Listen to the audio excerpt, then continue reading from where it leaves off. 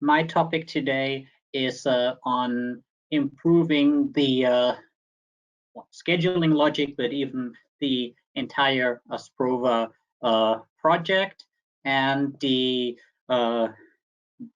key audience here are our customers that already have been using Asprova for a while. But really, I think there's also a lot of good information for those that are new customers implementing Asprova at the moment. And also, I hope a few good ideas as to what to make the most out of Asprova for those of you that might even still be considering the implementation of Asprova. I'll have a look at 4 different topics in this context.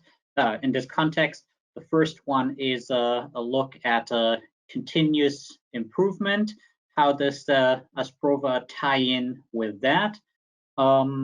Then we'll have a look at how we can use new features to improve an existing implementation of Asprova to get better scheduling results and so on. Third is that I want to give a few ideas how to improve the integration with other systems that you might be using. And finally, just a quick look at the results we've seen with customers that have made such improvements. So let's get started with the continuous improvement. And here I have, again, 4 areas that I've identified. The first one is that after some time, it can be a good idea to discard old concepts that are embodied in the project. So what we see very often as an example is that as most of our customers are moving from manual scheduling in Excel and so on to Asprova, that there are certain strategies that the planners are using and so on that might be necessary or very helpful for manual scheduling, and these are often carried over into Asprova, so that Asprova follows a very similar logic in some areas. But oftentimes that's actually something that might not be necessary or even helpful, because while these make manual scheduling easier, they might limit the automatic scheduling that Asprova offers.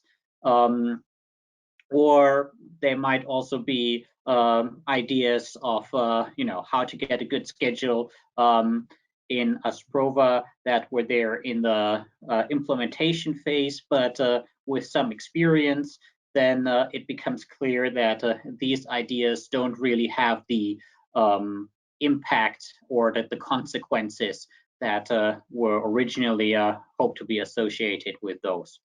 So that's after some time of using Asprova, that might be a very good thing to just rethink those ideas and see what really holds true and what are things that might not make sense anymore. Then next is to leverage the experience gained since the implementation of Asprova. So especially for your users of Asprova, they have a lot more experience now. They don't just have the basic training, but after months or years of using Asprova, there's a much better understanding of how it works, but also what they need and maybe what the areas are where the software is not yet supporting them to the extent that they might like. So that is definitely something where they can bring up their thoughts and might also be able to have much more concrete suggestions for what to improve. Similarly, the consultants that help you with the implementation, they have done new projects since and so on. So they might also have just over time gotten some more experience that helps them to find even better solutions to the requirements that you have. And third topic here is, of course, that you should also have exchange with other customers and learn from them, see how they look at maybe similar challenges to what you have. So I hope very much that the next time we have a user day, we'll be able to maybe hold that in person again, so that it's much easier for you to interact and also get in touch with each other. I hope that at least from the testimonials today, you get some thoughts and ideas that you can apply to your own projects. Then next is just a chance to clean up in many of the implementations that we see. There's a lot of properties, settings, styles, and so on that are added in the process that might fit particular purposes and so on. But often, as you start to use Asprova, it might become clear that they're not really needed anymore, and that in the end they are just there as data no one looks at, clutter the user interface, and so on. So that might be a very good chance to just get rid of those to simplify the project and improve the user experience. Actually, in the last session today, Rolf is going to talk about some new features in Asprova, and there's one change that makes this a lot easier. Then it might also be a time to just generally improve the visualizations, just like what Fabian has shown at the very beginning. Some, include some more ideas. What are maybe certain tasks where planners at the moment still have to do a few steps to get to the information they need, and see what is the best way how to prepare it to make it more readily available for them. And also a chance to, for example, simplify expressions, because often during the implementation over time, you keep adding complexity to expressions, and they might give you the result that you're looking for, but maybe the way you get there isn't the best. It's maybe a lot of clutter in there, maybe whole portions that don't serve a purpose anymore, and so on. So those are things that of course, they don't change the scheduling result necessarily, but they can make scheduling faster, and more importantly, they make the maintenance of the system easier, because you can go and see right away, or much faster, what is this expression supposed to do, and also if there's a problem, it's a lot easier to track it if the expressions are as simple as they can be. And lastly, actually, of course, very important is to include more requirements in the Asprova project, right? Those might be requirements that you've had all along, but decided not to include them in the initial implementation, or they might be new requirements that came up over time, right? So maybe they just weren't obvious at the beginning, or you have new resources that have to be scheduled, new processes, maybe a new product line, and so on. So things are always changing and evolving in the company. So that might really be something where you have the chance to say, okay, let's take these and put them into Asprova as well, to get the most out of it. And another area there, I think, is also, well, let me move on to the next slide, because that ties in very well with this, and then I'll continue from there. So our suggestion for every Asprova project is to not aim for 100% right away, right? Don't aim to, with going live with Asprova, you're going to cover everything that you might possibly want with production scheduling. you should have the vision, what is your ideal future image, where you want to be, but then set the initial target at, we say something like 50%, right? This way, it's a lot easier to get, quick wins. With relatively little effort, you already get very good results. And of course, the more details you have to cover, the more effort you have to put into it. And relatively speaking, it's going to be a lot more effort than for a lot of the basics that you put in. So, try to see what is a target that already gives you a lot of results without being too specific.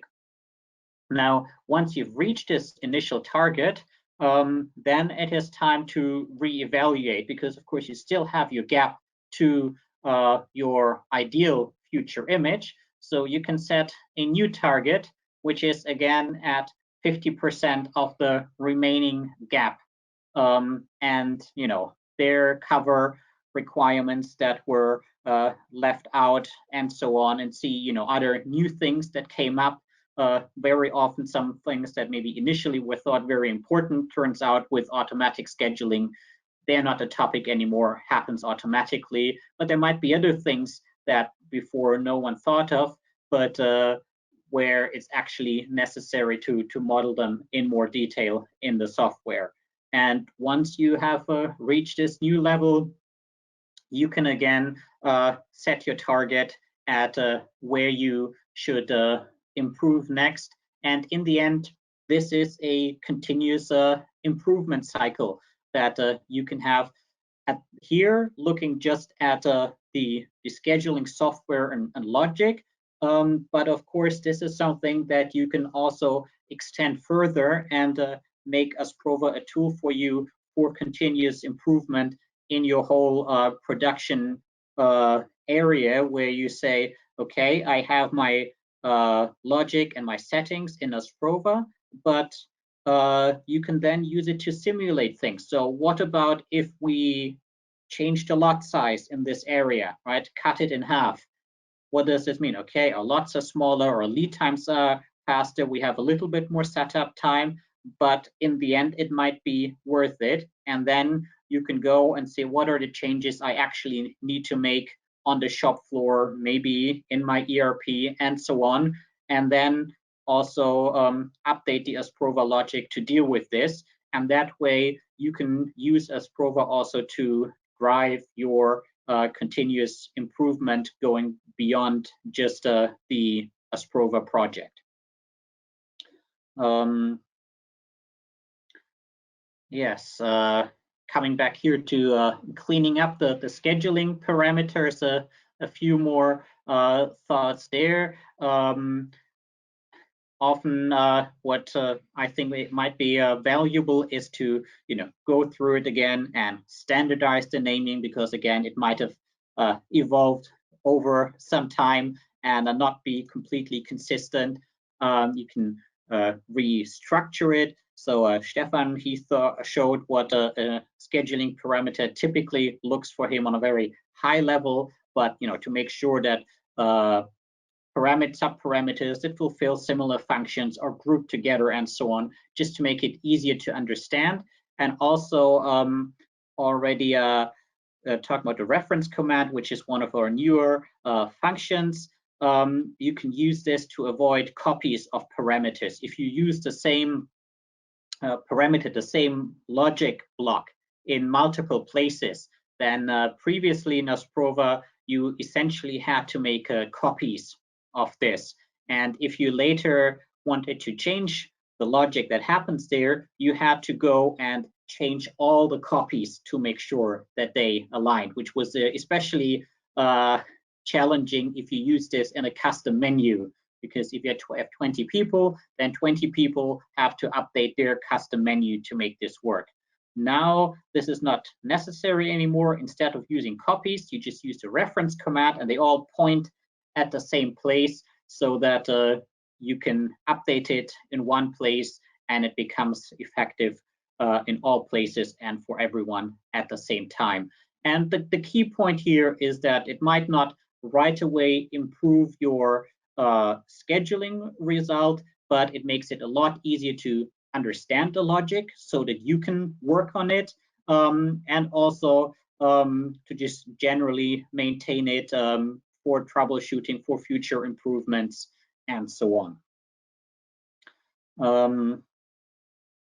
And to actually also improve the speed of scheduling, especially when tied together with my next segment, which is talking about new features.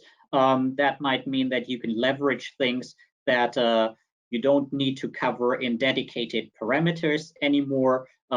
So those are points where the speed of scheduling can actually be greatly improved.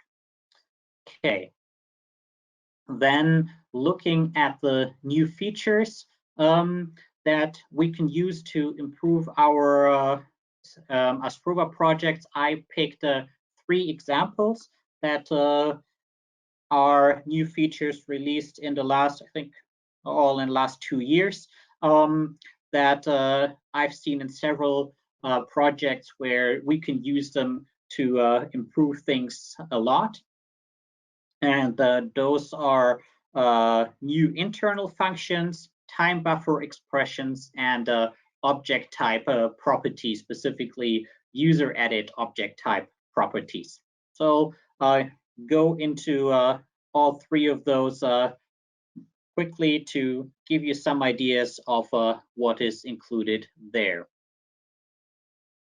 So with internal functions, those are the functions that you use in the expressions in Asprova. And I have one example here that in a similar form, I think is used in many projects.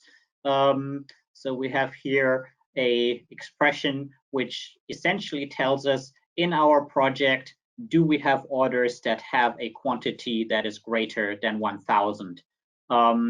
But there are several problems with this. The first is that this expression evaluates all orders we have in the project. So even if the first order Asprova looks at is already greater than 1,000, it's still looking at all the others, hundreds of thousands of orders in the system. So it's relatively slow.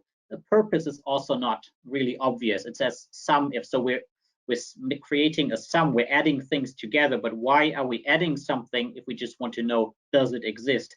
And it's also a bit hard to read because it's all just one line, a long string of many things added together. So what we have available now, what I would use nowadays to cover the exact same requirement is this expression here, or sorry, this internal function exist if. So here we can just check in our project, do we have an order that is greater than 1,000? So with this, the moment Asprova finds one order that exceeds this quantity, it doesn't need to keep checking other orders anymore. So potentially this can make the evaluation of an expression a lot faster. This is a very simple expression, so probably it's not quite as noticeable, but if you have something more complex, it can be a very, very drastic change.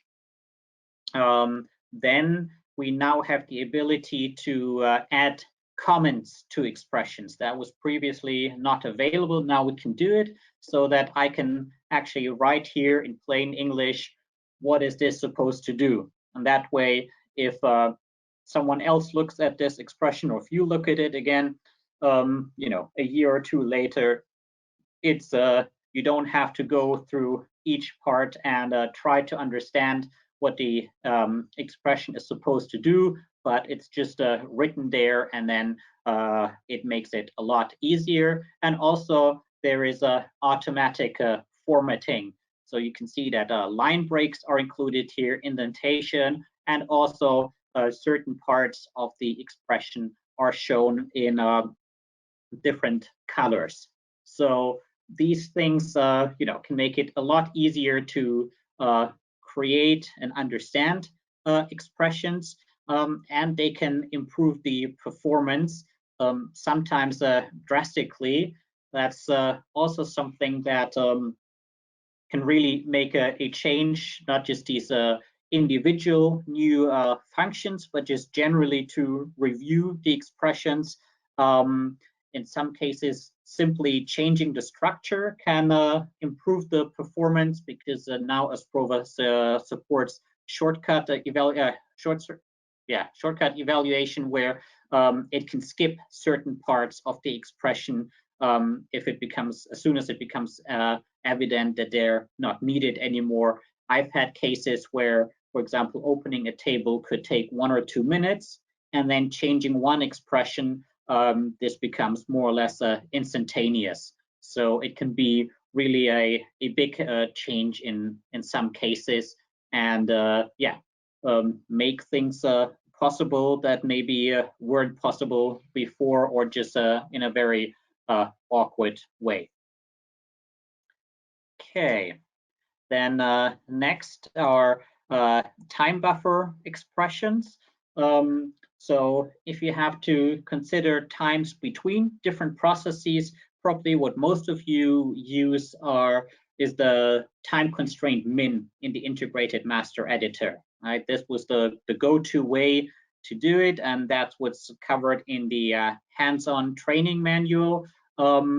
But problem is that, yeah, this is something that you have to set for pretty much all the records in the integrated master editor. So it's a lot of data, and they're not so flexible. Usually it's just a fixed time. Now, that might be sufficient, or it might not be. Now we have the ability to set time buffer expressions in the integrated master editor. So you can still set it for every single BOM line, for every single bit of routing. You can have a dedicated time buffer expression. But what we see a lot more, use a lot more, is that instead of having this data in the integrated master editor, so the routing and the BOM, we have it in the resource table, because for the vast majority of cases, we can actually define the buffer times on the resource level. That makes it a lot simpler. It's a lot less records. You could just manually manage them, because it's just, you know, a few dozens, and in many cases actually it's just one default value that has to be set. And because we're using expressions instead of hard values, it's a lot more flexible what you can do with it. Very basic example would be if we do backward scheduling, we're allowing for a larger buffer. But then if we run out of time, we have to switch to forward scheduling. We say, oh, in this case, we're just using the minimum time that we really have to consider between those two processes.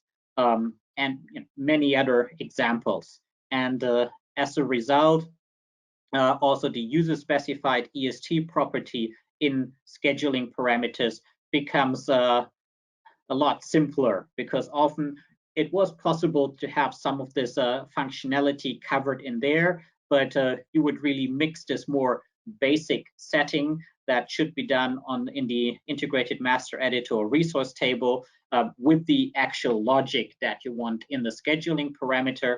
And now it is just a scheduling parameter you need to look at, and yeah, just makes it a lot easier and simpler. So that's a very convenient new feature that I think in most of our new projects we're already utilizing a lot.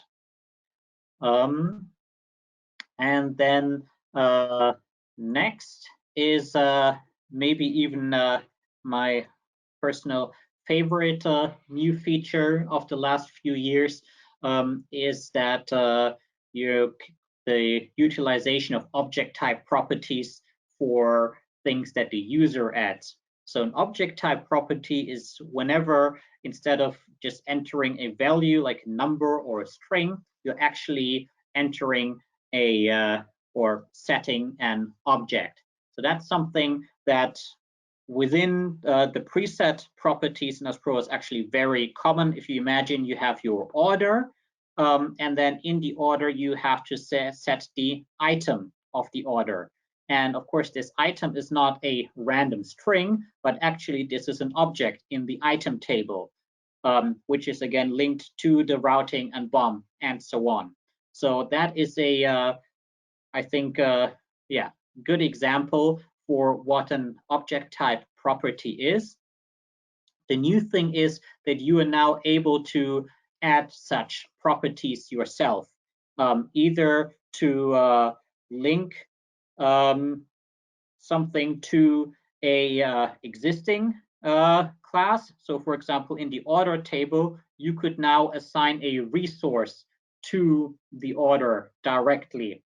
Or what is also very common is to link to a user edit class, so a table you edit yourself.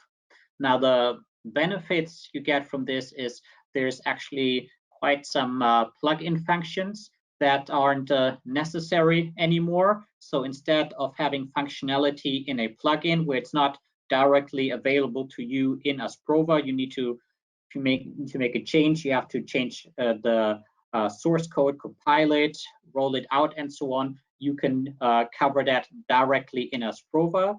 It can be very good for performance because if you have objects that are have some common characteristic, by linking them to one common object, you can calculate a value once for this object instead of having to make the same calculation for all of these objects. So for example, that might be the case if you have maybe a group of manufacturing orders that all belong to the same customer order. Then now it might be possible to calculate certain values directly for all of them. Then I've already mentioned user edit classes or tables, but another benefit here is that now it becomes a lot easier to access them because they are linked. You don't have, in expressions, you don't have to make awkward ways through the project and its child and so on. So that becomes a lot easier, which also makes these user edit classes a lot more helpful for many situations. And a very big help is to use these in dispatching. So if you need to group orders or operations by certain categories, for the dispatching rule, this can be very useful because again, you can look at the group as a whole. You don't have to somehow imply that these operations belong together and try to get the same value for them so they're assigned together, but by linking them all to the same object, you can point a dispatching rule at its common object, and that makes it a lot easier to have this grouping, which in the end makes certain scheduling requirements possible that previously were very hard to achieve or impossible without plugins, or in some cases maybe the group assignment option. Okay, then next point, don't have a slide for it, but is the better integration. So really there's two aspects to that. One is that you might have a new other software that you want to integrate with Asprova. So maybe your ERP has changed or something like this, and that might also be an opportunity to have a closer integration, right? Where maybe previously you only imported production orders from your ERP into Asprova, schedule them, and then export them into an Excel file and give it out on the shop floor. Maybe now with a new system, you say, no, actually, I want to export those operations back to my ERP system so that the ERP knows the detailed schedule and then can be used to provide materials and so on in time, so you can have a closer link with other systems. Or maybe you have completely new systems like a MES, or you're recording data on the shop floor and so on, that you can tie in with Asprova to improve the functionality there.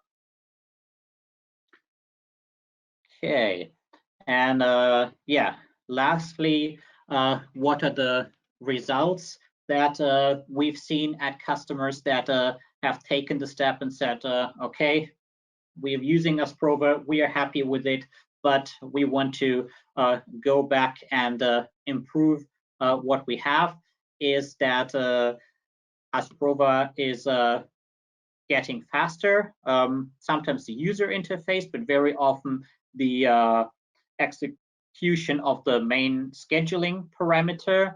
That of course depends very much on how long did it take, how much data do you have, and so on. But just by improving the structure of the scheduling parameter and rewriting expressions, and by leveraging new features in Asprova that previously weren't available and required some roundabout ways to get to results, I think in many cases it's realistic to say that the scheduling time required for just to run the parameter is cut down in half, or maybe reduced by 2/3. Another point is better automation. So something we keep telling our customers is that you should, on the one hand, of course, Asprova should be as automated as possible. And on the other hand, it doesn't make sense to be prepared for all the eventualities and, put too much effort into preparing for things that, happen every fortnight or so. So instead, cover as all the really important things, but then over time you get a very good idea of what are the gaps that still might exist in Asprova, and then we can see what is a good way to automate them, to take away routine work from the planners, things they may do every day. How can this be automated? Then next is easier maintenance. How can we make it easier to support Asprova and to keep updating it, and for you also to understand it, especially for those of you that do work on the scheduling logic directly, that it becomes easier for you to understand what is the existing logic and how does it work, and where can I make changes to better cover what we need. And just overall for a better coverage of the requirements that you have, be it existing requirements that now are reached to a higher degree or more comfortably, or as mentioned before, that you include new requirements that weren't part of the original implementation, but that really can benefit you to make more out of Asprova. Yeah, that was what I wanted to share today. I hope that it was helpful and gave you some ideas, maybe some points that you can think of where you would like to improve something about your implementation, or also, if you're still in the implementation phase, what I mentioned about set your target at 50% and so on, just to not aim for 100%, but step by step build upon what you have and to improve it. So yeah, if you have anything that you think can be improved, then get in touch with your consultant or Asprova implementation partner to discuss how to bring your project up to the next level.